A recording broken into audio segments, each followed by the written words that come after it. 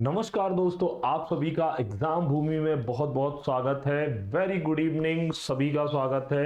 मेरा नाम विकास शुक्ला है और आप सभी एमपी जी के फाउंडेशन क्लास में लाइव जुड़ चुके हैं मेरे साथ।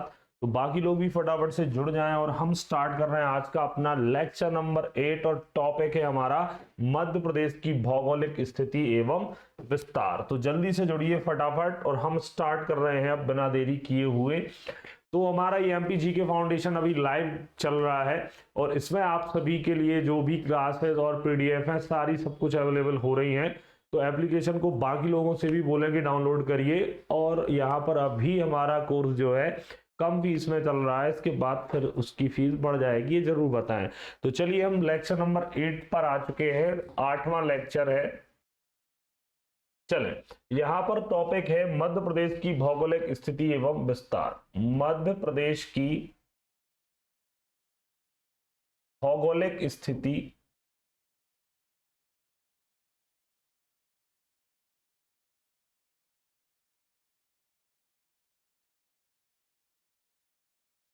एवं विस्तार। ठीक है। Geographical location of MP and it's expansion. तो ये हमें मध्य प्रदेश की भौगोलिक स्थिति एवं विस्तार देखना है। तो चलिए हम देखते हैं फटाफट। यहां पर जब शब्द यूज होता है भौगोलिक, मतलब भूगोल या फिर ग्लोब की बात की जाएगी, तो मैं इसी पॉइंट से सबसे पहले उठाता हूं कि ग्लोब। ग्लोब जो है, ग्लोब आपको पता है या मॉडल, ग्लोब या मॉडल क्या है? पृथ्वी का एक नमूना, जिसे हम क्या कहते हैं? ग्लोब कहते हैं। इसमें दो ध्रुव होते हैं, एक को हम बोलते हैं ध्रुव या पोल्स, जिनको आप बोलते हो इंग्लिश में। ये हो जाते हैं, ये है उत्तरी ध्रुव और ये है दक्षिणी ध्रुव। अच्छा, एक बात बताइए, आवाज सभी को आ रही है ना? Good evening. चलिए, बहुत बढ़िया। दीपांशु, शिल्पा, आशीष। चले, तो यहां पर ये हो जाएगा अर्थ का सेंटर। ये मैंने बनाया है एक ग्लोब। ग्लोब। तो क्योंकि हमें देखनी है भूगोल, पृथ्वी गोल है आपको पता है, और हालांकि चपटी है ऊपर से, थोड़ी सी कैसी है, चपटी दबी हुई है अगर मैं बात करूं तो, लेकिन हम भूगोल लगभग गोल ही मानते हैं। तो ये अर्थ का सेंटर है। ये इसकी क्या है? ये है इक्वेटर बोल सकते हो आप, या विषुवत रेखा, विषुवत, या फिर आप बोल सकते हो भूमध्य। भूमध्य मतलब पृथ्वी के मध्य से खींची गई रेखा। भू किसका पर्यायवाची है? तो पृथ्वी का। भू, भूमि, धरा, वसुधा, वसुंधरा। ठीक है। अब विषुवत या भूमध्य रेखा ये अर्थ का सेंटर है, मान लिया हमने। अब यहां पर क्या होगा? ये पोल्स हो गए, उत्तरी और ये दक्षिणी हो गया। अब यहां पर दो रेखाएं हैं, एक आपको पता है, एक आपको पता है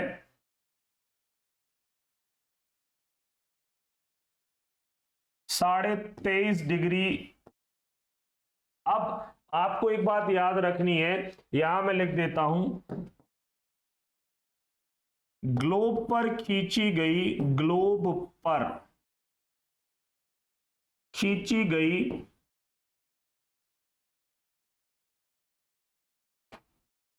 आड़ी या हॉरिजॉन्टल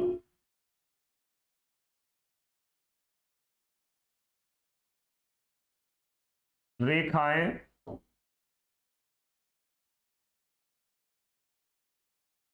अक्षांश रेखाएं कहलाती हैं।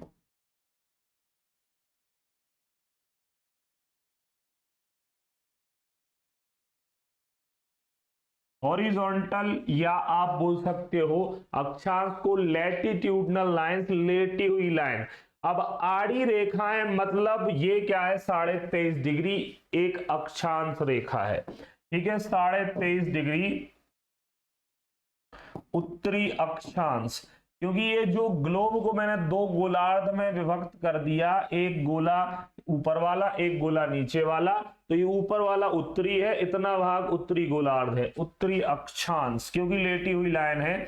उत्तरी अक्षांश, या इसको आप बोल सकते हो कर्क रेखा, ट्रॉपिक ऑफ कैंसर, कर्क रेखा, इसको आप बोल सकते हो कर्क रेखा। दूसरी लाइन में नीचे ड्रॉ कर रहा हूं, इसको बोलेंगे आप दक्षिणी गोलार्ध में स्थित है, 23.5 डिग्री दक्षिणी अक्षांश, क्योंकि ये भी लेटी हुई लाइन है तो ये अक्षांश तो होगा, दक्षिणी अक्षांश, जिसको कहते हैं हम मकर रेखा। इसको क्या कहते हैं हम? मकर रेखा। ठीक है, तो ये उत्तरी अक्षांश हो गया, ये दक्षिणी अक्षांश हो गया, या फिर हम बोल सकते हैं इसको ये उत्तरी गोलार्ध। ये ऊपर वाला हिस्सा क्या हो जाएगा? ये है हमारा उत्तरी गोलार्ध। गोलार्ध, या इसको इंग्लिश में बोलते हैं हेमिस्फीयर, या आप बोल सकते हैं हेमिस्फीयर। ठीक है, ये वाला क्या हो जाएगा? नीचे वाला ये हो जाएगा दक्षिणी गोलार्ध। नीचे वाला हो जाएगा भैया दक्षिणी गोलार्ध, साउदर्न हेमिस्फीयर। गोलार्ध कुछ नहीं है, गोले का अर्ध भाग, आधा गोला। ठीक है, ये हेमिस्फीयर कहलाता है। ठीक है, अब इसमें अगर मैं बात करूं तो मध्य प्रदेश की भौगोलिक स्थिति देखनी है तो एक समय हुआ करता था, थोड़ा सा मैं बताता हूं आपको। एक समय हुआ करता था जब पृथ्वी का क्या हो रहा था? करोड़ों वर्ष पहले पृथ्वी का निर्माण हो रहा था। पृथ्वी का क्या हो रहा था? पृथ्वी बन रही थी। पृथ्वी का निर्माण कब हो रहा था? करोड़ों वर्ष पहले। ठीक है, करोड़ों वर्ष पहले की बात है जब पृथ्वी बन रही थी। तो इसमें क्या हुआ? इसमें क्या होता है कि एक जगह पूरा जो स्थल वाला भाग था, स्थल वाला भाग पूरा एक जगह हुआ करता था। ज्योग्राफी में आपने पढ़ा होगा कि जो स्थल वाला भाग था वो एक जगह हुआ करता था पृथ्वी में। लेकिन क्या हुआ? वाइब्रेशंस हुए, भूकंप आए, और एक होता है प्लेट विवर्तनिकी सिद्धांत। प्लेट विवर्तनिकी सिद्धांत, इसमें क्या होता है? पृथ्वी के नीचे क्या बिछी हुई हैं? पृथ्वी के नीचे प्लेट्स बिछी हुई हैं। यहां पर क्या है? इस पृथ्वी के अंदर प्लेट्स हैं, एक के ऊपर एक ऐसी प्लेट्स बिछी हुई हैं हमारी जमीन के नीचे। तो जब ये भूकंप वगैरह आते हैं या फिर निरंतर पृथ्वी के अंदर हलचल मची रहती है, कोई ना कोई प्लेट्स खिसकती रहती हैं, अभी भी कोई प्लेट्स खिसक रही होगी, तो धीरे धीरे जब पृथ्वी दो भागों में टूटी, जब पृथ्वी दो हिस्सों में टूटी थी, तो इस तरीके से हो गया था हाल। ऊपर वाले हिस्से को यहां पर बोला गया, जब दो हिस्से हुए पृथ्वी के, इसको बोला गया अंगारा लैंड, अंगारा लैंड। और नीचे वाले को बोला गया, इसको जो नीचे वाला हिस्सा था इसको बोला गया गोंडवाना लैंड। तो एक समय पर क्या हुआ करता था? एक समय पर जो हमारा मध्य प्रदेश है, वह हमारा मध्य प्रदेश निचले हिस्से में यहां हुआ करता था एक समय, आज से करोड़ों वर्ष पूर्व। लेकिन किस सिद्धांत के तहत? किस सिद्धांत के तहत? तो ये प्लेट विवर्तनिकी सिद्धांत आंसर होगा। जियोग्राफी में आप पढ़ेंगे, खिसक खिसक के प्लेट्स खिसकी और धीरे धीरे धीरे धीरे आज मध्य प्रदेश कहां पर है?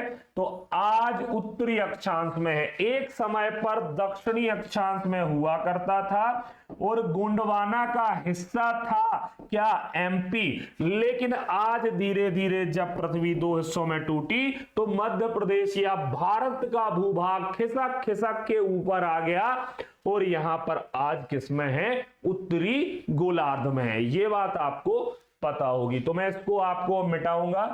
ठीक है, ये बात समझ में आ गई। एक समय मध्य प्रदेश यहां हुआ करता था। कहां होता था भैया? तो यहां पर हुआ करता था, इसमें ये गोंडवाना लैंड का नीचे वाला हिस्सा था। इसीलिए तो कहा जाता है कि मध्य प्रदेश दुनिया के सबसे प्राचीनतम भूभाग किसका? गोंडवाना लैंड का हिस्सा हुआ करता था, ना कि है। हुआ करता था, वही गोंडवाना लैंड खिसक खिसक के अब कहां पर आ गया है? तो ये ऊपर वाले हिस्से में। तो आज एमपी यहां नहीं है, आज एमपी हम कहां बनाएंगे? हमारा मध्य प्रदेश ये है यहां पर, जिसके बीच से कर्क रेखा गुजरती है। इतनी बात समझ में आ गई? पहले बता दो हां या ना, फिर हम आगे बढ़ेंगे। ठीक है, फिर हम आगे बढ़ेंगे, तो जल्दी बताइए आज मध्य प्रदेश कहां पर है? ये है उत्तरी गोलार्ध में है और ये इस जगह पे है। पहले बता दें कि जी सर समझ में आ गया या नहीं आया?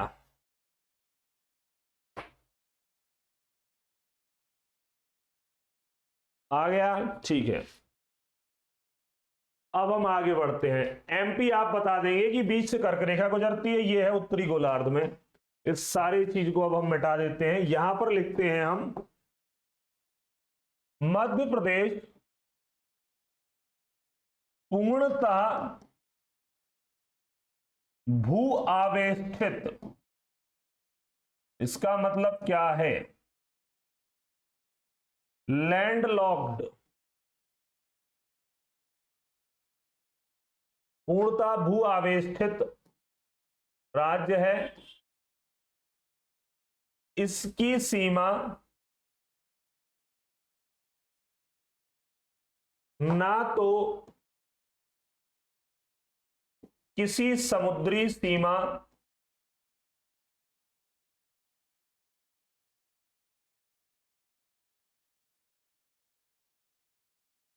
ना ही किसी अंतरराष्ट्रीय सीमा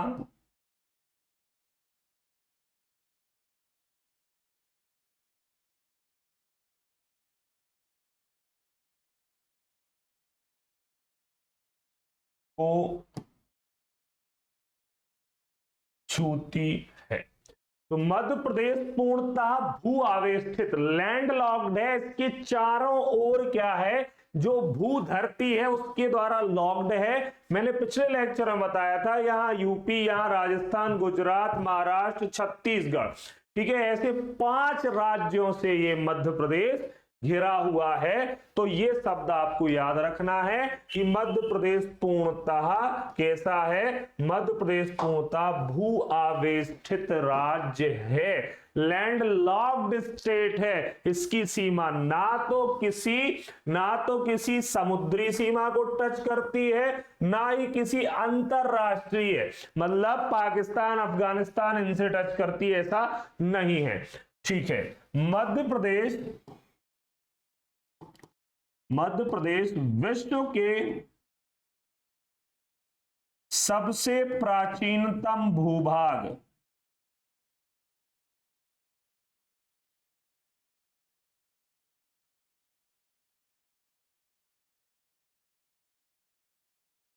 गोंडवाना लैंड का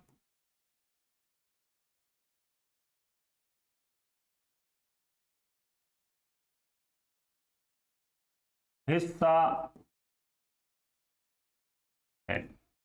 तो मध्य प्रदेश विश्व का सबसे प्राचीनतम भूभाग जो है, जब पृथ्वी 2 हिस्सों में टूटी थी, मैंने बताया, और एक बार क्वेश्चन व्यापम में आ चुका है, मध्य प्रदेश किस लैंड का भूभाग है? आपका आंसर होना चाहिए, मैं ब्रैकेट में डाल देता हूं, इस बात को आपको याद रखना है कि गोंडवाना लैंड का भूभाग है हमारा मध्य प्रदेश। ठीक है, ये बात क्लियर हो गई कि नहीं? गोंडवाना लैंड का हिस्सा है।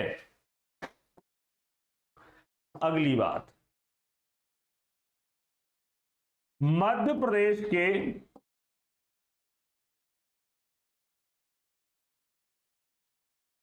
दक्षिण पश्चिमी व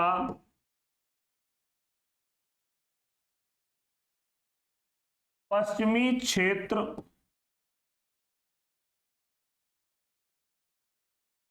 जहां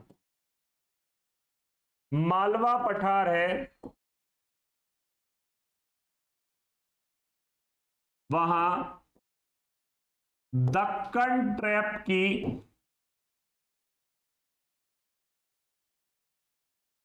बेसाल्ट चट्टानें हैं। तो आपको पता है जो दक्कन का पठार है, दक्कन का पठार महाराष्ट्र में फैला हुआ है। वैसे तो दक्कन का पठार आपने सुना होगा, इसका ही जो हिस्सा है, इसके ऊपर वाला हिस्सा है, जो कि दक्कन के पठार का भूभाग कहा जाता है, जो मालवा का पठार है। दक्षिण पश्चिमी व पश्चिमी क्षेत्र का निर्माण बेसाल्ट चट्टान से हुआ है, और बेसाल्ट चट्टान ज्वालामुखी के लावे से बनती है, आगे मैं बताऊंगा आपको। ठीक है, चलिए इतनी बात क्लियर है ना, इतनी बात क्लियर है। पूर्वी भाग में यहां पर मेकल श्रेणी फैली हुई है, ठीक है, पूर्वी भाग में विंध्य शैल और मेकल श्रेणी फैली हुई है। पूर्वी भाग में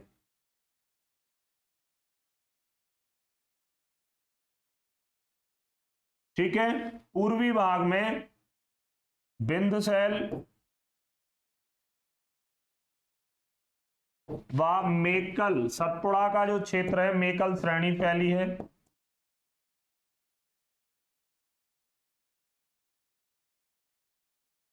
इसकी दक्षिणी सीमा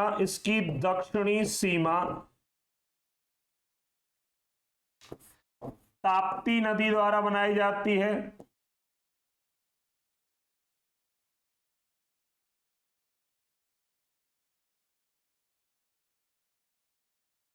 ठीक है, दक्षिणी सीमा मतलब ताप्ती नदी कुछ इस तरीके से फैली हुई है या ऐसी दक्षिणी सीमा में, और दक्षिणी सीमा बनाती है ताप्ती नदी। एक क्वेश्चन यहां से आ चुका है। ठीक है, उत्तर पश्चिमी सीमा में कौन सी नदी है? उत्तर पश्चिमी सीमा किसके द्वारा बनती है? तो चंबल नदी द्वारा। जहां पर मुरैना भिंड उत्तर पश्चिम क्षेत्र में चंबल नदी द्वारा, कहां पर? चंबल नदी द्वारा, ठीक है, बनती है। चंबल नदी के द्वारा यहां पर बनती है। उत्तर पश्चिम मतलब ये हो जाएगा उत्तर और ये हो जाएगा पश्चिम। यहां पर पूरे ऐसे भाग में यहां पर चंबल नदी बहती है। तो उत्तर पश्चिम डायरेक्शन आपने रीजनिंग पढ़ी होगी, उत्तर पश्चिम डायरेक्शन आपको पता होगा। यहां पर दक्षिणी सीमा ताप्ती नदी के द्वारा बनती है, उत्तर पश्चिमी सीमा चंबल नदी के द्वारा बनती है, और यहां पर, और अगर मैं बात करूं पूर्वी भाग में विंध्याचल शैल समूह फैला हुआ है।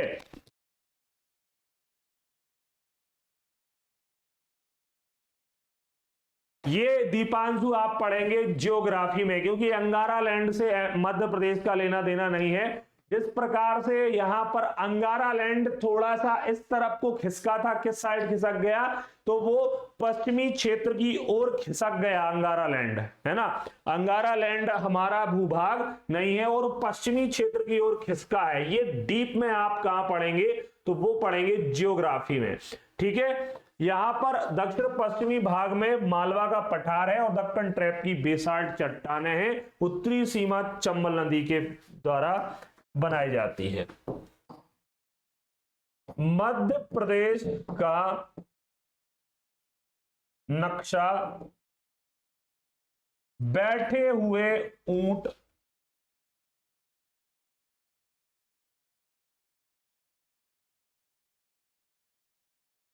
बैठी हुई ऊंट की तरह है।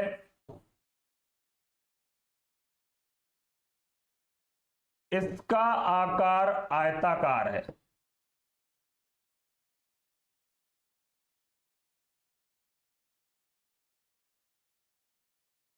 एक आयत की तरह दिखेगा आपको। आयत जैसा एक आयत होता है ना, कि इसकी जो ब्रेड्थ है, ब्रेड्थ चौड़ाई जो है इसकी कितनी है आगे मैं बताऊंगा, और लेंथ इसकी दोनों बराबर नहीं है, एक कम एक ज्यादा है। तो इसका शेप पूछे आपसे कोई, आपको बोल देना है कि आयताकार है, आयताकार है। ठीक है,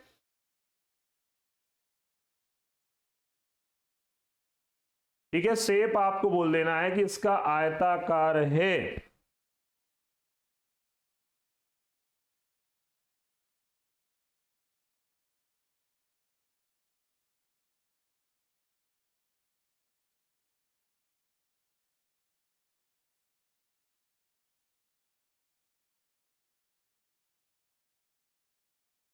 चलिए ठीक है, अब हम आगे बढ़ते हैं। तो आपको इसका नक्शा बैठे हुए ऊंट की तरह है। इसका नामकरण मैं पहली क्लास में बता चुका हूं कि पूर्व प्रधानमंत्री पंडित जवाहरलाल नेहरू जी के द्वारा बताया गया था। यहां पर उत्तर प्रदेश से इसकी सीमा लगती है, उत्तर प्रदेश से ऊपर सीमा लगती है। यहां पर भैया ये पिछली क्लास में हम देख चुके हैं सीमावर्ती राज्य। यहां छत्तीसगढ़ से इसकी सीमा लगती है।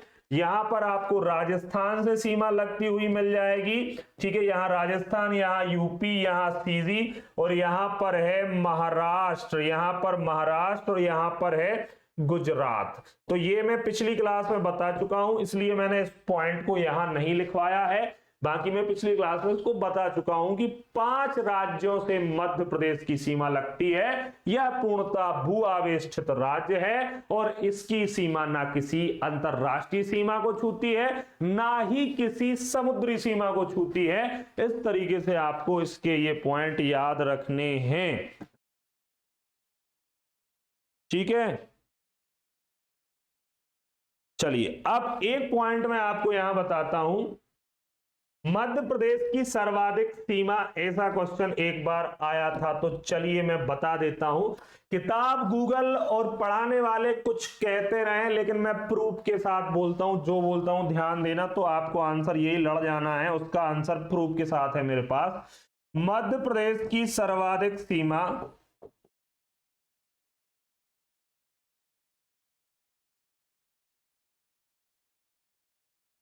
अब ऐसा क्वेश्चन आएगा, यूपी से लगती है या राजस्थान से, तो मध्य प्रदेश की सर्वाधिक सीमा राजस्थान से लगती है, ध्यान देना, ये व्यापम का आंसर है,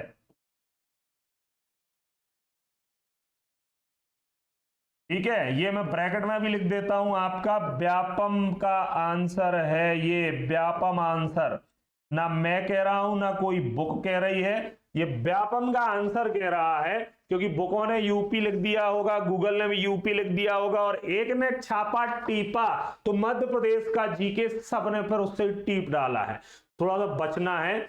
यहां पर व्यापम आंसर है, मध्य प्रदेश की सर्वाधिक सीमा, ठीक है, राजस्थान से लगती है। जिले के तौर पर यूपी से लगती है, लेकिन अगर किलोमीटर में देखा जाए तो राजस्थान से लगती है। नोट डाउन कर लें और हम आगे बढ़ते हैं, नोट डाउन करें फटाफट।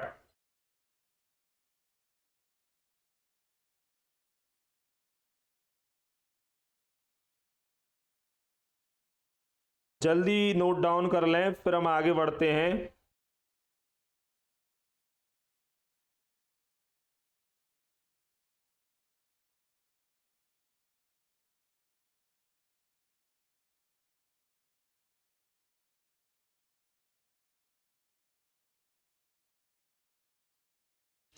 नोट डाउन कर लिया क्या आपने?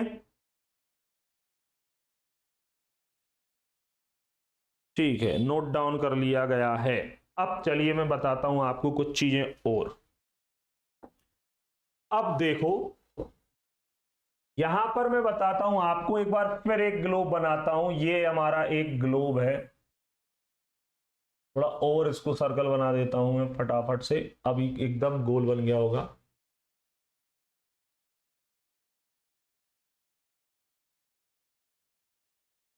एक ये हो गया,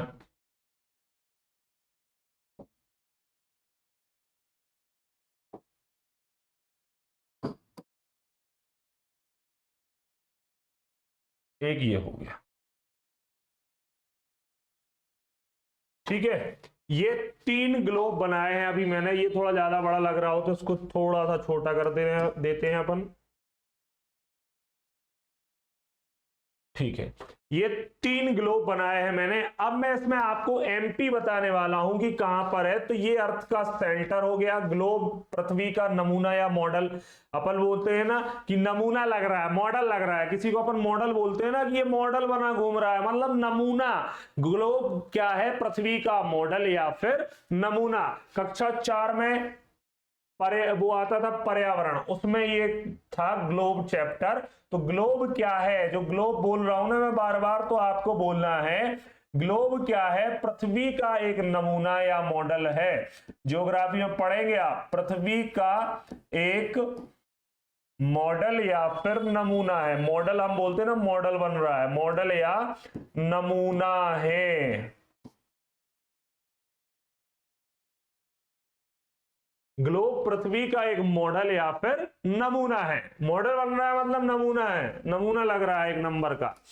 तो एमपी कहां पर है? मैंने बताया है एमपी यहां पर है, ये है हमारा एमपी, ये है एमपी।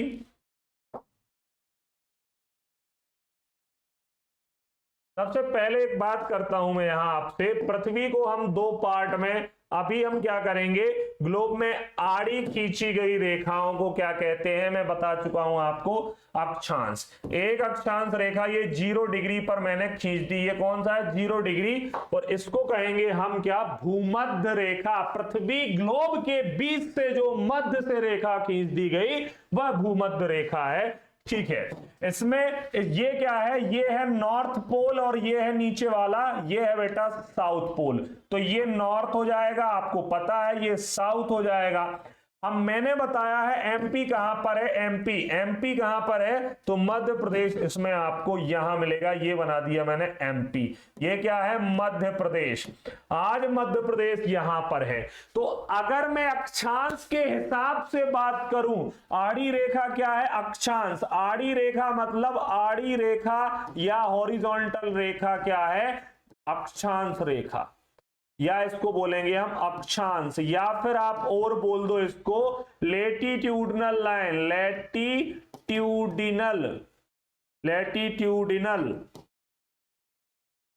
Latitudinal lines. ठीक है, अब यहां पर अगर मैं बात करूं तो अक्षांश के हिसाब से आप आंसर बताएं कि अक्षांश के हिसाब से हम कहां, किस अक्षांश में बैठे हैं, क्या हम किस गोलार्ध में बैठे हैं। गोले के दो भाग किए मैंने, एक गोले का भाग ये कर दिया, ऊपर वाला हेमिस्फीयर, उत्तरी गोलार्ध। तो हम क्या उत्तरी में हैं या फिर हम दक्षिणी में हैं, जल्दी से कमेंट करके बताएं कि हम किस गोलार्ध में हैं अक्षांशीय स्थिति के हिसाब से।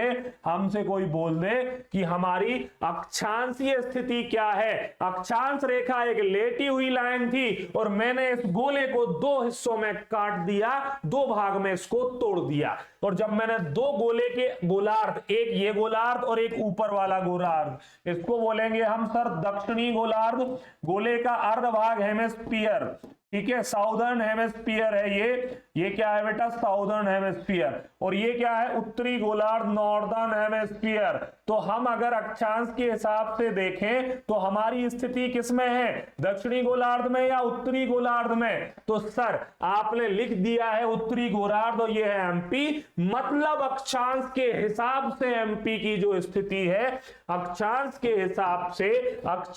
हिसाब से जब हम बोलेंगे अक्षांश में एमपी, तो आपको आप क्या बोलना है, क्या बोलोगे कि उत्तरी दिशा में, उत्तरी अक्षांश में है, किसमें है, उत्तरी अक्षांश। इतनी बात याद रहेगी, जब भी अक्षांशीय स्थिति की बात करेंगे हम, हमारा आंसर होगा हम उत्तरी अक्षांश में, आप देख सकते हो उत्तरी गोलार्ध में है। क्लियर है ये बात। अब एक काम करते हैं, आड़ी रेखा हो गई, अब खड़ी रेखा की बात कर लेते हैं। अब मैं इस गोले को ऐसा काटता हूं, अभी मैंने ऐसा काटा था आड़ा, अब खड़ा काट देता हूं।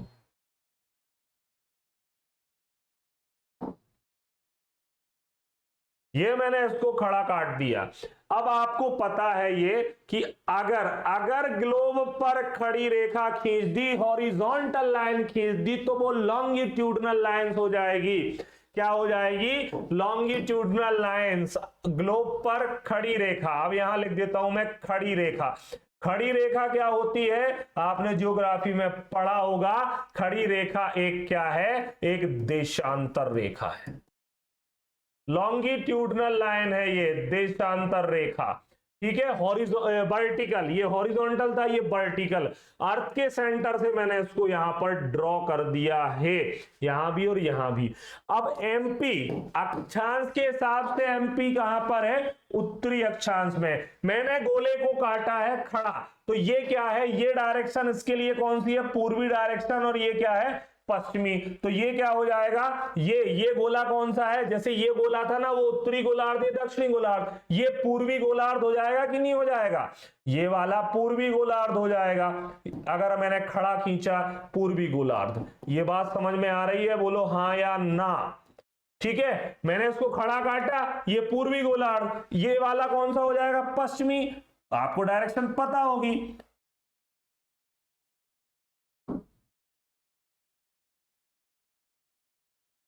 ये हमारा पश्चिमी गोलार्ध हो जाएगा।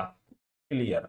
अब हम कहां पर हैं, तो चाहे हम आड़ा काटे चाहे हम खड़ा काटे, हमारी स्थिति एक ही जगह रहेगी। और हमारी स्थिति कहां है? एमपी तो यही है ना, एमपी तो यही रहेगा भैया, बदल थोड़ी जाएगा कि देशांतर के हिसाब से एमपी की स्थिति कहीं और हो जाए। ग्लोब में तो हम यहीं बैठे हैं, आज हम जहां भी बैठे हैं यहां बैठे हैं। अब आप ये समझ लो, पृथ्वी में तुम यहां बैठे हो मध्य प्रदेश के बीच में।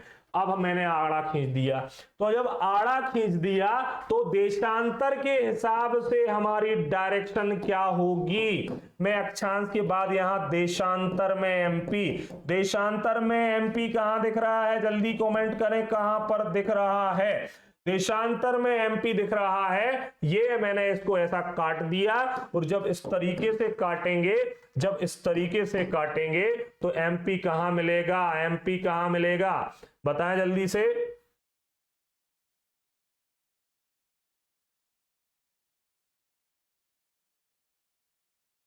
इस वाले हिस्से में दिख रहा है, इस वाले हिस्से में हम ये बैठे हैं ना,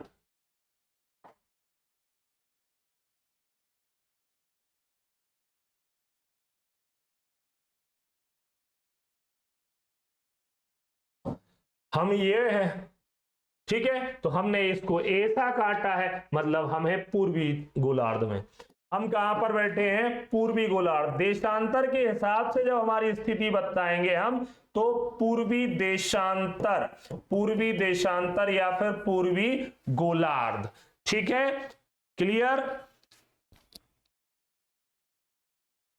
क्लियर है ना? अब मैं क्या करता हूं, जो मैंने आड़ा और खड़ा जो खींचा था, इन दोनों को एक कर देता हूं, इस ग्लोब को। और देखिए ये मैंने एक खींची, एक मैंने खींच दी यहां पर, क्या आड़ी रेखा इसको बोलेंगे, ये खींच दिया मैंने अक्षांश रेखा। एक मैं यहां से खींचता हूं, इसको बोल देंगे हम देशांतर रेखा।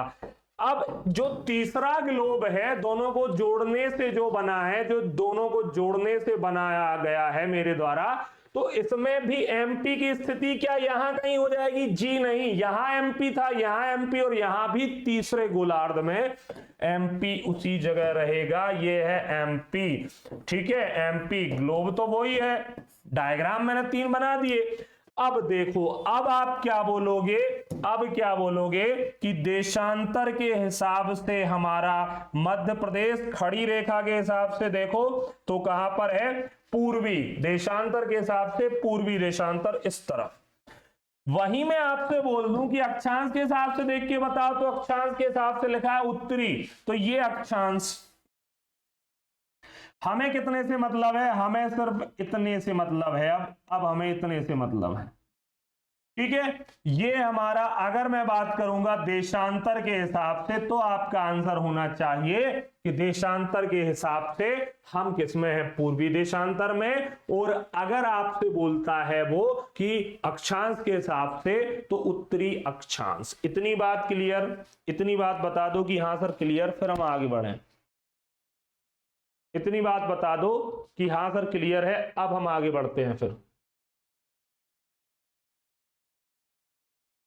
ये देखो देशांतर रेखा है, यहां पर देशांतर रेखा के लिए ये तो हो जाएगा पूर्व डायरेक्शन देशांतर के हिसाब से। अगर आपको अक्षांश के हिसाब से बोलता है, तो यहां पर क्या हो जाएगी? नॉर्थ।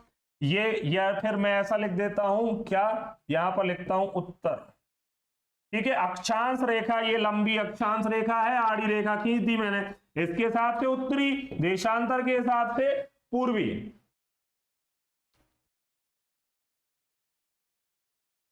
ठीक है। चलिए, अब इन दोनों को मैंने जब मर्ज किया, तो हमारा मध्य प्रदेश उत्तर पूर्व दिशा में स्थित है। कहां पर है? उत्तर पूर्व। रीजनिंग के हिसाब से आपने डायरेक्शन लगा ली होगी।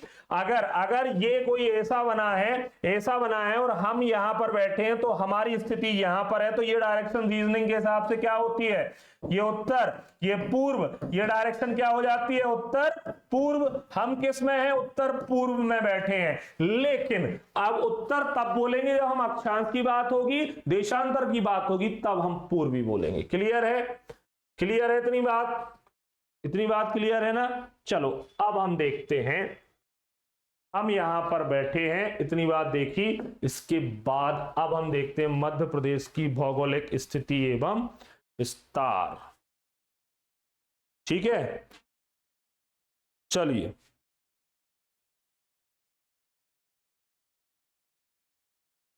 अब मैं क्या करता हूं, अब मैं यहां पर आप सभी के लिए एक काम करता हूं कि सबसे पहले मैं उत्तरी जिला भर देता हूं।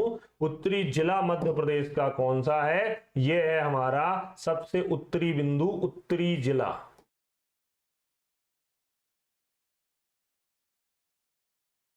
कौन सा है? मुरैना है कि नहीं है? मुरैना। फिर मैं चलता हूं पूर्वी जिला, सबसे पूर्वी बिंदु यह है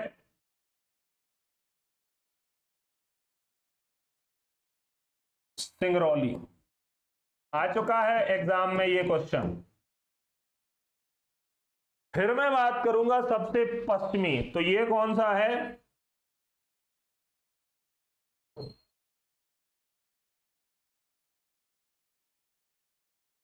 अलीराजपुर।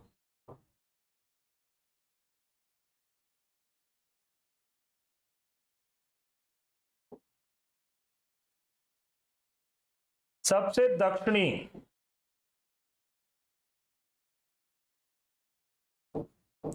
आंसर क्या होगा? बुरहानपुर। आंसर हो जाएगा यहां पर बुरहानपुर। क्लियर है भैया? क्लियर है ना ये? ठीक है, उत्तरी जिला मुरैना हो जाएगा, उत्तरी जिला मुरैना हो जाएगा, दक्षिणी जिला बुरहानपुर हो जाएगा, पश्चिमी जिला अलीराजपुर हो जाएगा, पूर्वी जिला सिंगरौली। ऐसे क्वेश्चन अब तक आ चुके हैं। अब मैं बात करूंगा दक्षिणतम पॉइंट जो है हमारा बुरहानपुर। यहां पर और यहां पर डायरेक्शन की बात करेंगे हम। तो चलिए मैं एक काम करता हूं, यहां पर एक अक्षांश रेखा खींचता हूं। आपको मैंने बताया था ग्लोब पर खींची गई आड़ी रेखाएं क्या होती हैं? अक्षांश रेखाएं होती हैं, आपको पता है। तो मैंने क्या करा, इस मैप में एक अक्षांश रेखा खींच दी। लेटी हुई लाइन है, लैटिट्यूडनल लाइन। मैंने यहां पर लेटी हुई लाइन खींच दी। आप क्या बोलेंगे? ये आड़ी है सर, ये एक अक्षांश रेखा है, यही बोलेंगे ना। ये आड़ी है तो एक अक्षांश रेखा है। ठीक है, तो मतलब हमें इस पॉइंट पर बताना है कि हमारे मध्य प्रदेश का क्या है, यहां उत्तरतम बिंदु कितना है। तो आप बताइए कितना है, आपको कितना दिख रहा है? तो यहां पर 26 डिग्री 30 मिनट। अब ये अक्षांश के हिसाब से क्या लिखूंगा मैं, क्योंकि ये तो एक अक्षांश रेखा है। क्या है? अक्षांश रेखा है, लेटी हुई लाइन है। तो मतलब अक्षांश के हिसाब से हम किस दिशा में थे? अक्षांश के हिसाब से, तो अक्षांश के हिसाब से हम कहा थे? उत्तरी अक्षांश। अक्षांश के हिसाब से उत्तरी अक्षांश में थे हम, बताया था मैंने। तो यहां क्या लिखूं मैं? यहां क्या लिखूं? उत्तरी अक्षांश।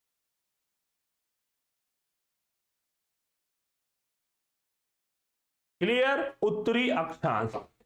ठीक है, अब मैं जाता हूं दक्षिणी जिला। दक्षिणी जिले में भी यहां लिखता हूं, यहां पर कितना है?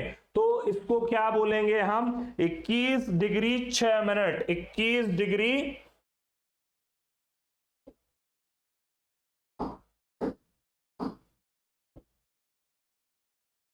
21 डिग्री 6 मिनट। 21 degree 6 minute. अब मैं क्या लिखूं? दक्षिणी अक्षांश या उत्तरी अक्षांश? बताएं जल्दी से, मैं दक्षिणी अक्षांश लिखूं या उत्तरी अक्षांश?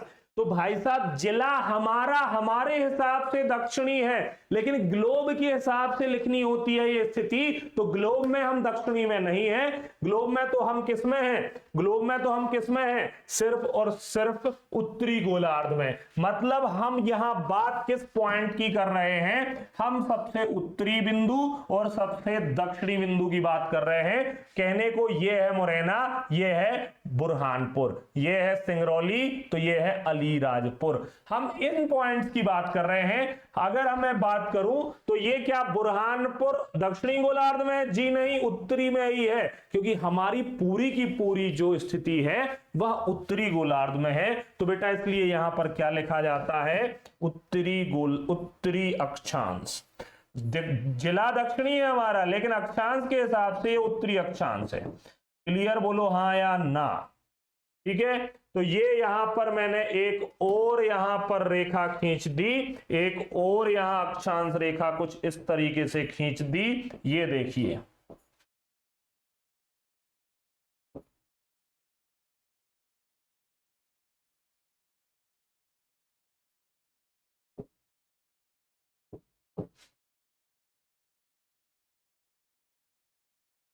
अगर आप एमपीपीएससी मेंस भी दे आएंगे और इस तरीके से डायग्राम बना करके और अपना आंसर लिख के आएंगे, कोई नहीं काट पाएगा नंबर, इतना दावा है।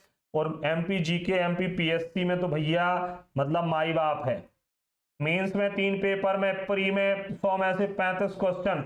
अगर इस बार इच्छा है तो भैया अच्छे से पढ़ लो, मैं एक क्वेश्चन बाहर नहीं जाने दूंगा। अब हम देखते हैं, अक्षांश रेखाएं देख ली मैंने, आड़ी रेखाएं खींच ली। अब मैं खड़ी रेखा की बात करूंगा। तो जब मैं खड़ी रेखा खींचूंगा तो आप क्या बोलेंगे कि सर खड़ी रेखाएं वर्टिकल लाइन ग्लोब पर जब खींचते हैं आप, तो ये काल्पनिक रेखाएं हैं, कहीं खींची नहीं है कि ढूंढने के लिए निकल जाए लाइट लेके कि कहां पर है ये लाइन। ये लाइन सिर्फ काल्पनिक है। और जब मैंने खड़ी रेखा खींच दी तो इसका मतलब है लॉन्गिट्यूडनल लाइन, देशांतर रेखाएं, देशांतर रेखा है एक, ये जो खड़ी हुई रेखा खींची है। अब हमने इसको कवर किया पूर्वी जिले को, तो पूर्वी जिले में यहां पर आप क्या बोलेंगे, यहां पर हमारी स्थिति कितनी है, 82 डिग्री 48 मिनट। क्या है बेटा, 82 डिग्री 48 मिनट। और इसको हम क्या बोलेंगे, सबसे पूर्वी जिला। तो ये किसमें है, पूर्वी देशांतर। मध्य प्रदेश हमारा उत्तरी गोलार्ध और उत्तरी अक्षांश और पूर्वी देशांतर में है, तो कोई दिक्कत नहीं, ठीक है, सबसे पूर्वी जिला। अब हम चलते हैं उस तरफ, अब हम उस तरफ चलते हैं। तो एक काम करते हैं, यहां पर भी एक देशांतर रेखा हम फटाफट से खींच देते हैं। ये लो एक देशांतर रेखा,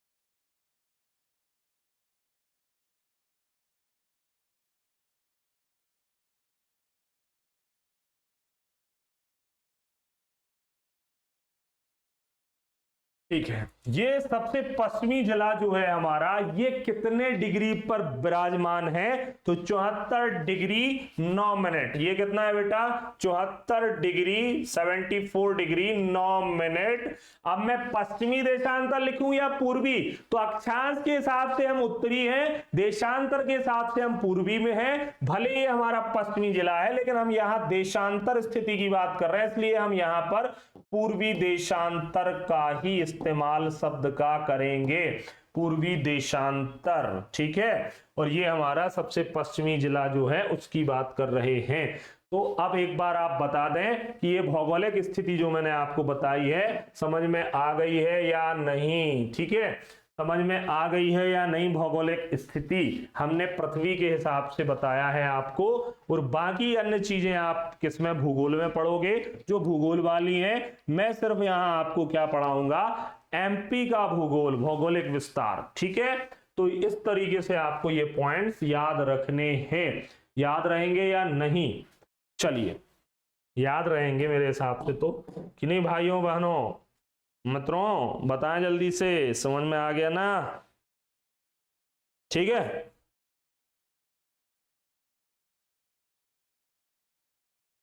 चलो अब आ गया है समझ में, तो आगे बढ़ते हैं, ठीक है, चलिए।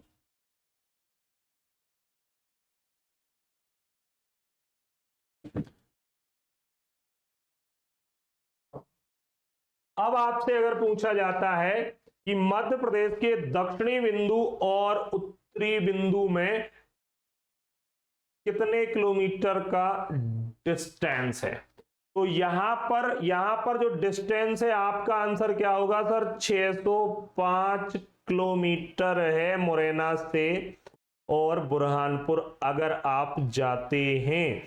अगर आप मुरैना से बुरहानपुर या बुरहानपुर से मुरैना जाते हैं तो 605 किलोमीटर चलना पड़ेगा। मैंने मैप में बना दिया है, आप लिखना चाहो लिख लो, मैप में भरना चाहो मैप में भर लो। अब हम चलते हैं, यहां से हमारी गाड़ी स्टार्ट हुई और हम पहुंचते हैं, गलत पहुंच गए, यहां से थोड़ा सा नीचे की ओर चलेंगे तब हमारा पूर्वी जिला मिलेगा। अभी भी थोड़ा सा हमारा परिपथ जो है वो भटक गया है, का कर दिया। चलो अभी करते हैं कुछ, फिर भी बहुत सीधी बनाई है मैंने, देख सकते हो तुम कि नहीं। चलो यहां पर जो डिस्टेंस है वो कितनी है, तो यहां पर आपको बताना है कि पूर्वी जिला और पश्चिमी जिला मतलब अलीराजपुर और सिंगरौली में 870 किलोमीटर का डिफरेंस है। कितना है भैया? 870 किलोमीटर। ठीक है, 870 किलोमीटर।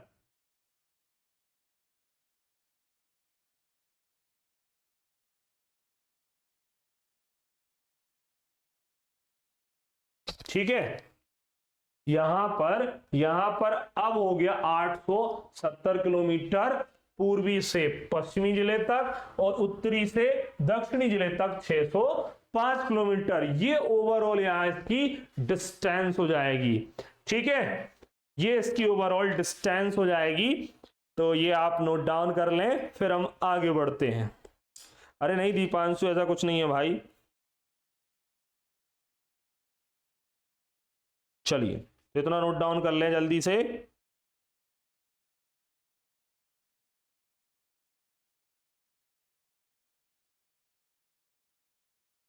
हो गया होगा, है ना। चलो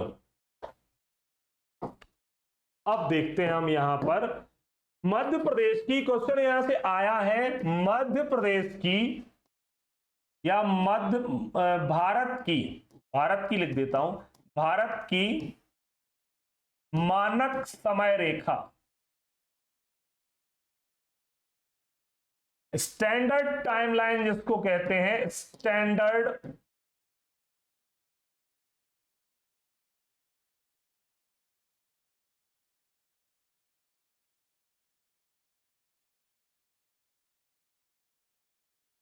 स्टैंडर्ड टाइमलाइन जो है रेखा, ये कितनी है भैया? तो देखो ग्लोब पर जो हमारा ग्लोब होता है इसमें भारत है, जैसे भारत को ले लेते हैं, भारत, दक्षिण भारत को उठा लेता हूं मैं कुछ इस तरीके से।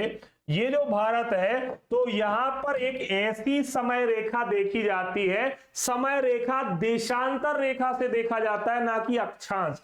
तो बीचों बीच की एक लाइन ड्रॉ कर दी गई है और ये इलाहाबाद के नैनी में से होकर गुजरती है। इलाहाबाद का नैनी पड़ता है जहां से हमारे भारत का टाइम कैलकुलेट किया जाता है, प्रयागराज के नैनी से। और ये जो एक खड़ी रेखा है ये देशांतर रेखा है और देशांतर से ही समय का निर्धारण होता है, एक बात ध्यान रखना। और ये कितनी देशांतर है, तो यहां मैं लिखूंगा 82.5 डिग्री, 82.5 डिग्री। ये क्या है? पूर्वी देशांतर, जो हमारी मानक समय रेखा है 82.5 डिग्री पूर्वी देशांतर रेखा है। और ये इलाहाबाद की नैनी से गुजरती है। जब ये एमपी से गुजरती है तो यहां सिंगरौली पड़ता है, एग्जाम में आ चुका है प्रश्न। सिंगरौली एकमात्र जिले से होकर ये 82.5 डिग्री पूर्वी देशांतर, या आप इसको लिख सकते हो कितना? 82 डिग्री 30 मिनट भी अगर आप बोल दो तो आपको पता है कि 82 डिग्री 48 मिनट है, मतलब और थोड़ा इधर से 48 यहां है, 30 82 30 कहीं यहां कहीं होगा, यहां कहीं से गुजर रही होगी। ठीक है, तो इस बात को आपको ध्यान रखना है, इस बात का आपको ध्यान रखना है कि मानक समय रेखा जो होती है वो एक देशांतर रेखा होती है और ये मध्य प्रदेश में कहां से गुजरती है? तो एक मात्र जिले की ओर से कुछ इस तरीके से ये जाती है, कुछ इस तरीके से नीचे चली जाती है। ये क्या है? ये हम बोल देंगे कि 82.5 डिग्री पूर्वी देशांतर, और ये कहां से गुजरती है? एकमात्र जिले सिंगरौली से। ठीक है, भारत की मानक समय रेखा पूर्वी देशांतर, मध्य प्रदेश के एकमात्र जिले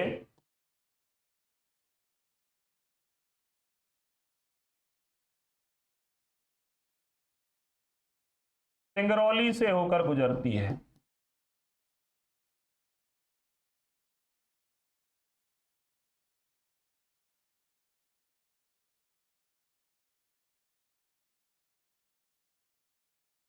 ठीक है, सिंगरौली से होकर गुजरती है, एकमात्र जिला जो है वह है हमारा सिंगरौली। ठीक है, नेक्स्ट इसमें बात करूं मैं तो अब मध्य प्रदेश के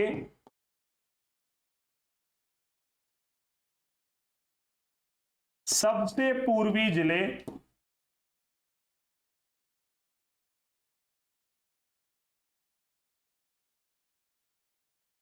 सिंगरौली तथा सबसे पश्चिमी जिले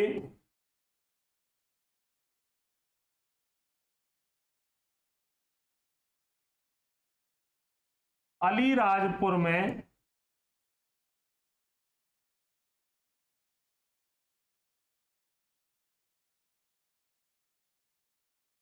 चौंतीस मिनट का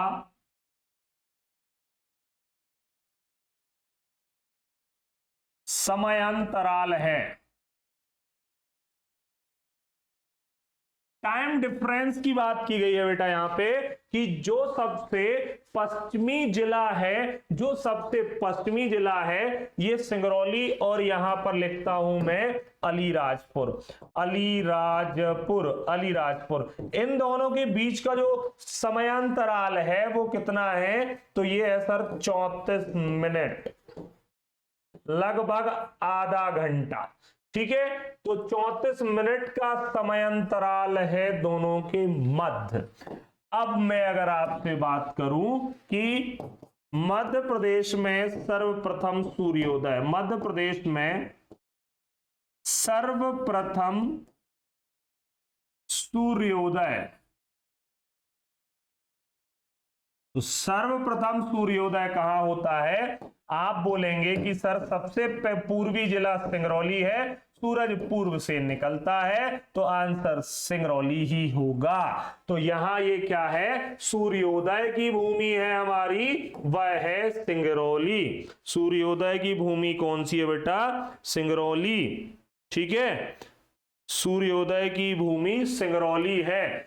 ठीक है, अब आपसे बोला जाए सर्वप्रथम सूर्यास्त, तो आपका आंसर क्या होगा? यहां पर 90% लोग आंसर क्या देने वाले हैं? जल्दी बताएं। मध्य प्रदेश में सर्वप्रथम सूर्यास्त, सनसेट कहां होता है? सबसे पहले सूर्यास्त कहां पर होता है? जहां सन डूबता है सबसे पहले। तो सबसे पहले कहां डूबता है भैया? ये भी सिंगरौली में ही सबसे पहले होगा ना यार। कुछ लोग बोल देंगे 90% अलीराजपुर जा रहे होंगे दिमाग में, मेरी गारंटी, लेकिन मैंने लिख दिया कि तुम्हारा टाइम खराब ना हो। सिंगरौली भाई साहब, सबसे पहले सूरज यहां पहुंचा है तो सबसे पहले निकलेगा भी तो यहीं से, सबसे पहले यहीं से डूबना भी शुरू होगा, क्योंकि यहां से धीरे धीरे सरक रहा है। ठीक है, सबसे आखिरी में सूर्यास्त होगा अलीराजपुर में, जबकि सबसे पहले पूछा गया है। तो दोनों आंसर आप सिंगरौली लगा के आना। कुछ लोग सूर्यास्त में यहां अलीराजपुर कर सकते हैं, जो कि गलत हो जाएगा, कोई बात नहीं मालती जी, अगर आप रिकॉर्डेड देखना चाहें तो रिकॉर्डेड देख लेना। ठीक है, सबसे पहले, क्योंकि उसमें कुछ भी ऐसा नहीं है, आपकी जो डाउट होंगे आप मुझे, ग्रुप है मेरा उसमें भी आप डाल देंगे तो मैं उस डाउट को क्लियर कर दूंगा। बाकी यहाँ YouTube क्लास जैसा माहौल उतना नहीं होता है, क्योंकि मैं सिर्फ पढ़ाने पे फोकस करता हूँ। ठीक है, तो आप सभी निश्चिंत रहिए, बिल्कुल टाइम पे सब कुछ सिलेबस खत्म करेंगे, फुल डीप नॉलेज के साथ, जो सब एग्जाम में आपको मदद देगा, चाहे MPPSC प्री हो, मेंस हो, कुछ भी हो। तो ठीक है, सूर्यास्त और सनसेट और सनराइज दोनों पॉइंट सिंगरौली में होंगे, क्योंकि जहां सबसे पहले सूरज पहुंचा है वहां से सूरज की किरणें सबसे पहले निकलना भी शुरू कर देंगी। सबसे आखिरी में सूर्योदय और सबसे आखिरी में सूर्यास्त कहां होगा, तो आंसर अलीराजपुर है। सबसे लास्ट में पूछ दे वो कि सबसे आखिरी में कहां होगा, तो आंसर अलीराजपुर है, क्योंकि लेट पहुंची है सूरज की किरणें, वो लेट ही यहां से जाएंगी, पहले यहां से भाग लेंगी कि नहीं भाग लेंगी। ठीक है, ये पॉइंट्स आपको अभी तक याद रखने हैं। ठीक है, आगे बढ़े, चलो तो आगे बढ़ लेते हैं। अब देखते हैं अखंड भारत का केंद्र बिंदु मध्य प्रदेश में, प्रमुख बिंदु मध्य प्रदेश में प्रमुख बिंदु।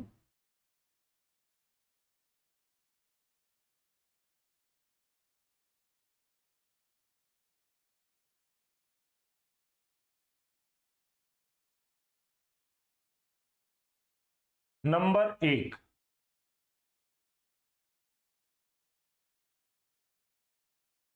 अखंड भारत का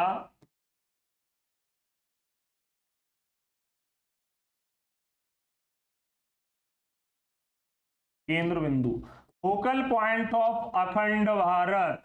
अखंड भारत कौन सा था, आपने देखा होगा आरएसएस का झंडा, जिसमें अफगानिस्तान, पाकिस्तान, बर्मा, म्यांमार, तिब्बत, ये अपना नीचे की ओर का कुछ चाइना का हिस्सा और अपना श्रीलंका, सब कुछ जिसके एक भी खंड ना हुए हो, अखंड भारत का केंद्र बिंदु।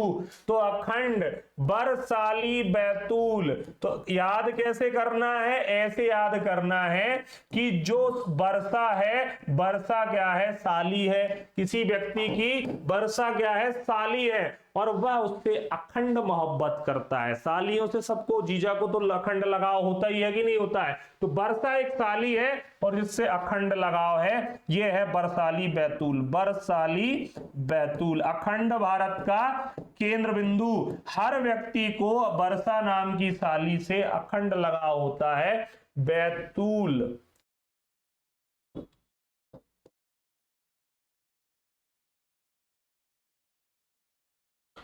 बरसाली बैतूल। ठीक है, अब दूसरा पॉइंट देखते हैं हम, अविभाजित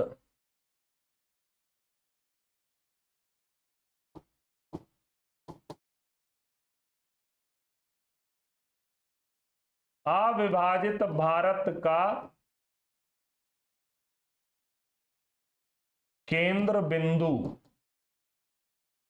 वह भारत जिसका कोई डिवाइडेशन नहीं हुआ था, जिसमें क्या नहीं हुआ था, पाकिस्तान और भारत जिसमें अलग नहीं हुआ था, जिसमें क्या नहीं हुआ था, जिसमें बांग्लादेश अलग नहीं हुआ था, ऐसा अविभाजित भारत का केंद्र बिंदु। तो वह कौन सा है अविभाजित भारत का केंद्र बिंदु, यह है करौंदी कटनी। करौंदी कटनी, तो ऐसे याद करना, विभाजन करौंदा होता है जिसका अचार रखा जाता है, और अविभाजित तो करौंदे का विभाजन होता है, करौंदा कटनी काट के विभाजन होता है, तो विभाजन से काटना याद आ जाएगा तुम्हें। अविभाजित भारत का केंद्र बिंदु करौंदी कटनी। करौंदी का नया नाम राम मनोहर लोहिया के नाम पर रख दिया गया है, करौंदी कटनी, यहां पड़ेगा करौंदी कटनी। ठीक है, वर्तमान भारत का केंद्र बिंदु, वर्तमान भारत का केंद्र बिंदु,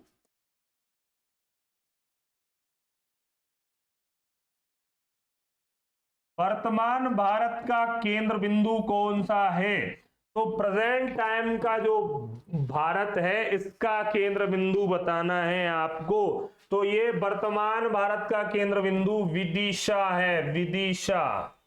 ठीक है, ये है वर्तमान भारत का केंद्र बिंदु विदिशा।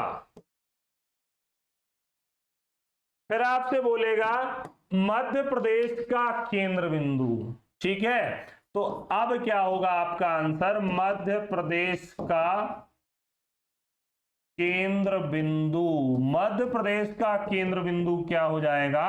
तो आपका आंसर होगा कि यहां पर भैया सागर हो जाएगा। क्या हो जाएगा? सागर, सागर हो जाएगा।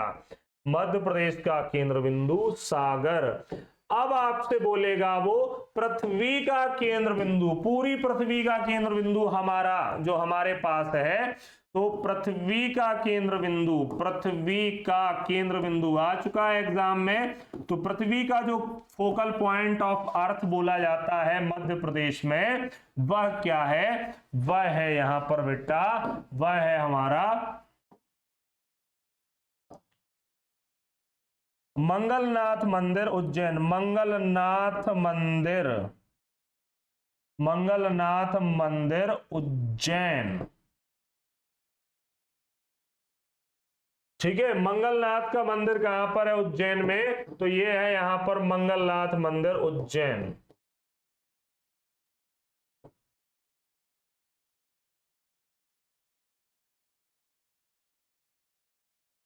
ये पूरी पृथ्वी का केंद्र बिंदु कहा जाता है। तो ये 5 पॉइंट याद रखने हैं आपको। अखंड, बरसाली, साली से अखंड मोहब्बत होती है या लगाव होता है जीजा को, ऐसे याद कर लेना है। अविभाजित विभाजन करौंदे का होता है, इसका अचार होता है कटनी, तो ये याद हो जाएगा। वर्तमान भारत, जो आज का भारत है, उसका केंद्र बिंदु विदिशा है। मध्य प्रदेश का केंद्र बिंदु सागर है। पृथ्वी का केंद्र बिंदु जो कई बार एग्जाम में आ गया, मंगलनाथ का मंदिर है, मंगलनाथ का मंदिर है। ठीक है, चलिए नेक्स्ट पॉइंट की ओर अब हम बढ़ते हैं। जल्दी से आप नोट डाउन कर लिया होगा आपने, कर लिया ना? चलो, मध्य प्रदेश में कर्क रेखा की स्थिति। अब हम देखते हैं कर्क रेखा की स्थिति। मध्य प्रदेश में कर्क रेखा की स्थिति, या मध्य प्रदेश में कर्क रेखा लिख देता हूं मैं, कर्क रेखा।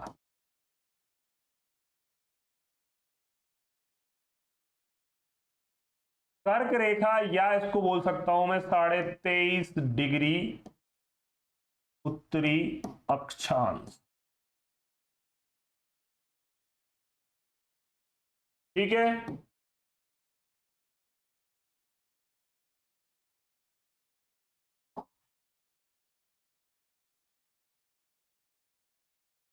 पहला पॉइंट, मध्य प्रदेश के बीच से गुजरती है, मालवा के पठार से भी बीच से होकर गुजरती है। इसमें अगर मैं बात करूं,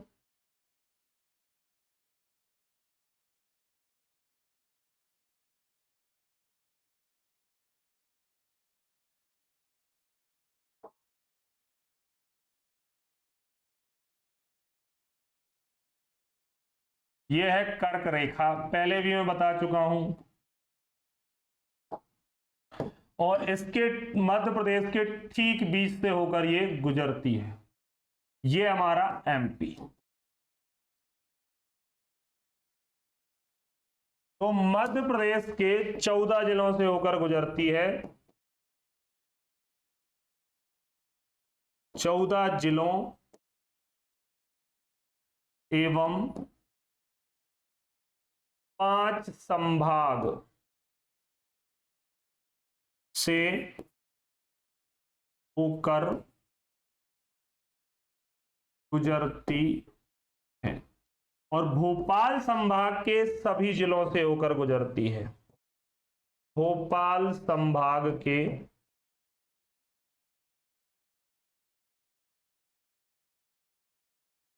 सभी जिलों से होकर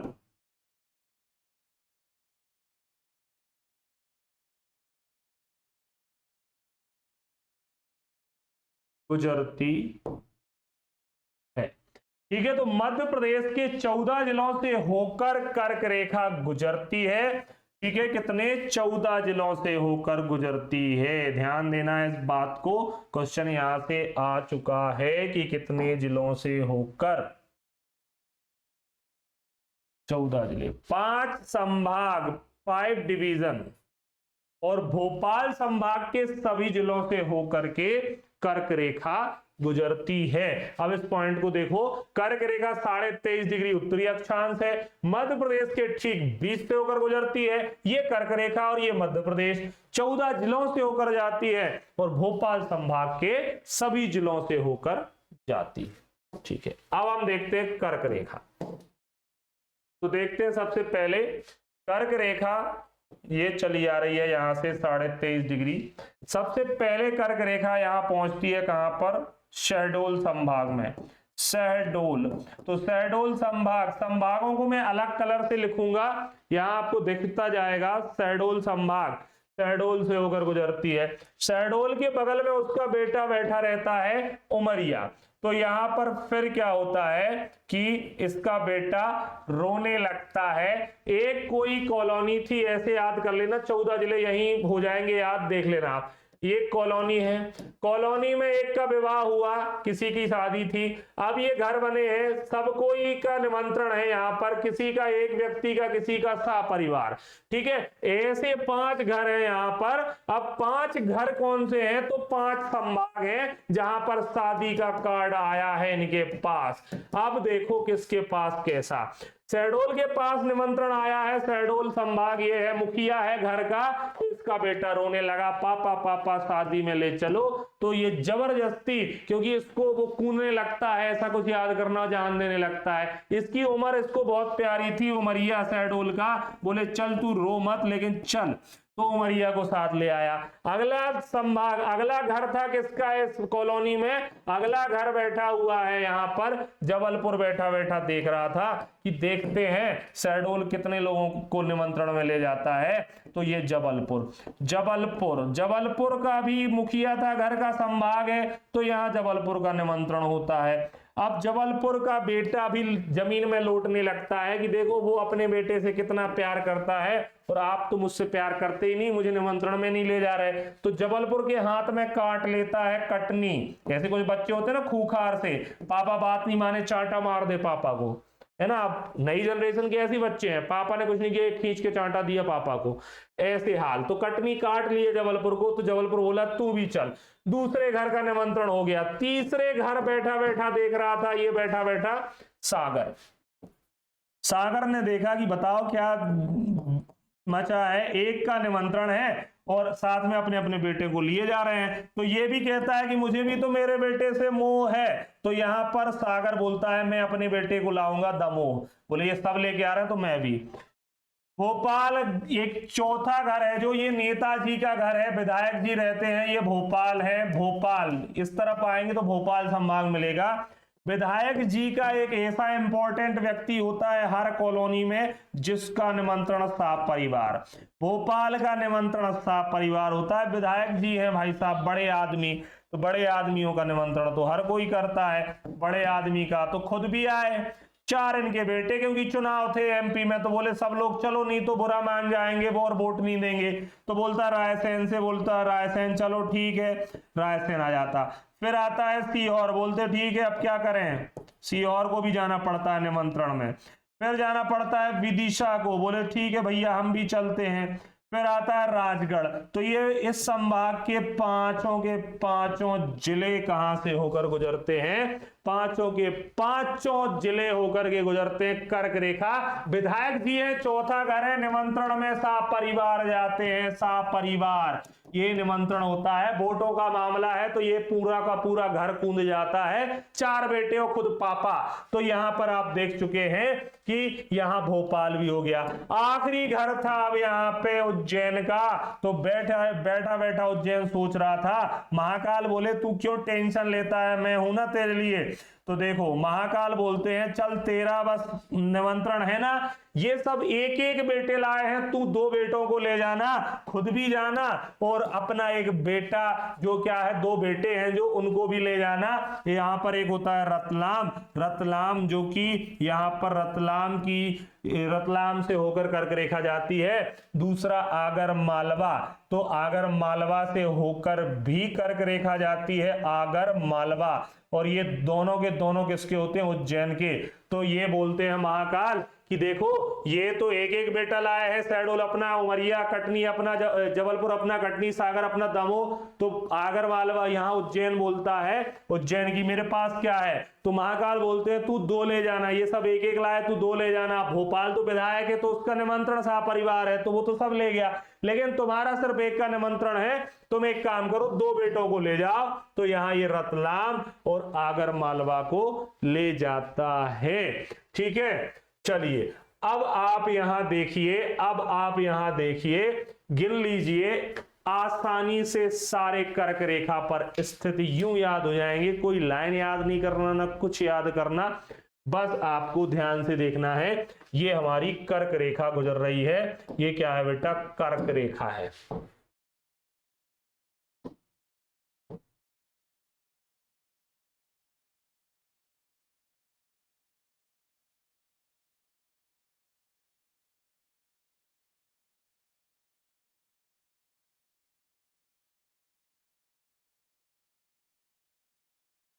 ठीक है,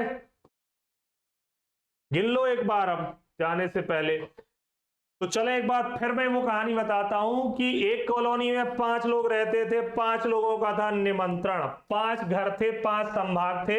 शहडोल घर का मुखिया निमंत्रण आया, इसका बेटा रोने लगा, बोला जान दे दूंगा, फांसी लगा लूंगा, निमंत्रण में नहीं ले गए। तो इसकी उमरिया इसको प्यारी थी, शहडोल बोलता है चल। फिर ये बैठा बैठा देख रहा था दूसरा घर कॉलोनी का जबलपुर का निमंत्रण होता है मुखिया का, तो इसका बेटा जमीन में लौट जाता है, काट लेता है, कटनी पहुंच जाता है। बैठा बैठा सागर देख रहा था, सागर संभाग, तो ये भी वो तो बोलता है कि हमें भी अपने बेटे से मोह है, ये लोग ले गए तो हम भी ले जाएंगे, चल तू। तो सागर और दमोह हो जाते हैं। भोपाल विधायक जी का घर है तो साफ परिवार निमंत्रण, 4 बेटों को भी लेके पहुंच जाते हैं, रायसेन, सीहोर, विदिशा, राजगढ़। उसके बाद बाबा महाकाल बैठे बैठे ये देख रहे थे, और उज्जैन भी कि देखो यहाँ विधायक जी का तो निमंत्रण था, तो चलो ये तो सबको ले गए, लेकिन ये भी एक एक लेकर के आए। तो महाकाल ने बोला तू एक काम कर, तू 2 ले जा एक के बदले। तो अब गिनो संभाग काले पेन से है, शहडोल, जबलपुर, सागर, भोपाल, उज्जैन, 5 संभाग। जिले गिनो तो शहडोल एक जिला भी है, 1 शहडोल, 1 उमरिया, 2 जबलपुर, 3 कटनी, 4 सागर, 5 दमोह, 6 और भोपाल के 5 जिले, तो 6 और 5 11 उज्जैन, 12 रतलाम, 13 आगर मालवा, 14। ऐसे होकर के 14 जिलों से होकर कर्क रेखा गुजरती है। क्लियर है ये पॉइंट भैया क्लियर है ना सबको। अब इसमें एक पॉइंट और लिखता हूं मैं, 21 जून को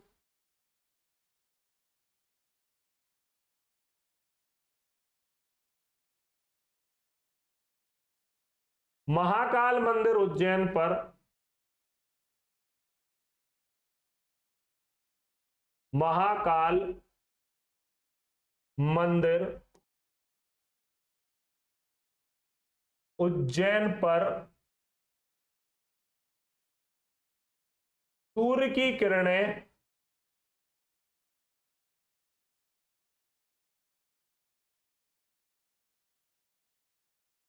परपेंडिकुलर या लंबवत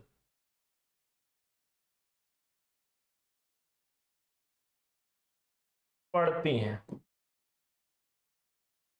तो उत्तरी गोलार्ध में 21 जून को आपको पता है सबसे बड़ा दिन होता है हमारे गोलार्ध में, और इस दिन क्या होता है, ऐसा बनाया गया है महाकाल मंदिर को कि सूर्य की किरणें जो है लंबवत, मतलब कहने का यह है कि यह है बाबा महाकाल का मंदिर। देखो मैं महाकाल का मंदिर बना रहा हूं, यहां पर बाबा महाकाल बैठे हैं, यहां पर कालों के काल बाबा महाकाल, ये है महाकाल मंदिर, ये है महाकाल का मंदिर। ठीक है, अब यहां पर सूरज की किरणें कैसी पड़ती हैं, एकदम ठीक महाकाल मंदिर के ऊपर होती हैं। 21 जून को यहां सूर्य की किरणें, ये क्या है हमारा सन,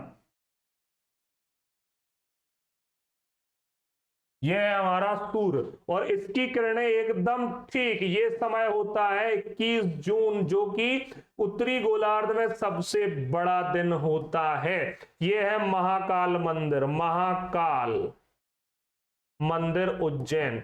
तो एकदम ठीक सिर के ऊपर यहां पर किरणें पड़ती हैं महाकाल मंदिर के। ठीक है, तो ये थी हमारी भौगोलिक स्थिति एवं उसका विस्तार।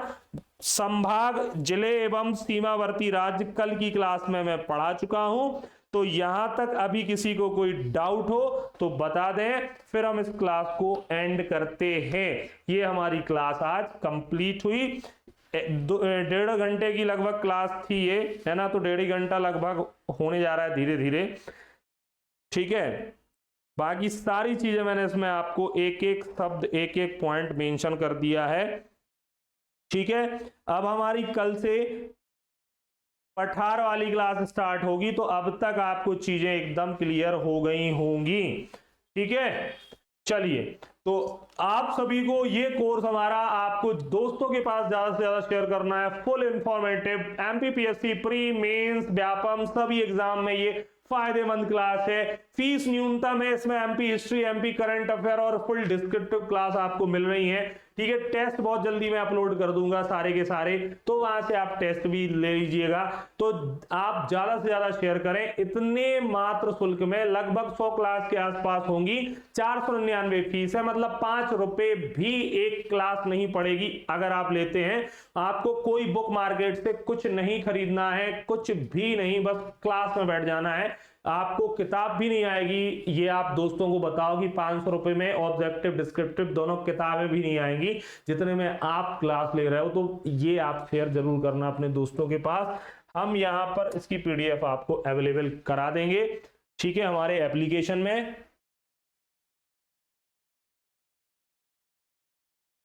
हाँ, शैडो भी नहीं बनती है, दोपहर के 1 बजे कोई शैडो नहीं बनती है। यहाँ पर सिर पे एकदम क्या होगा, सन होगा, तो ना तो शैडो इधर ना तो शैडो इधर। ठीक है, चलिए, तो एक बार और देख लेना जैसे देखना हो। क्लास कैसी लगी, क्लास जरूर बताइएगा हमें। जय हिंद, जय भारत।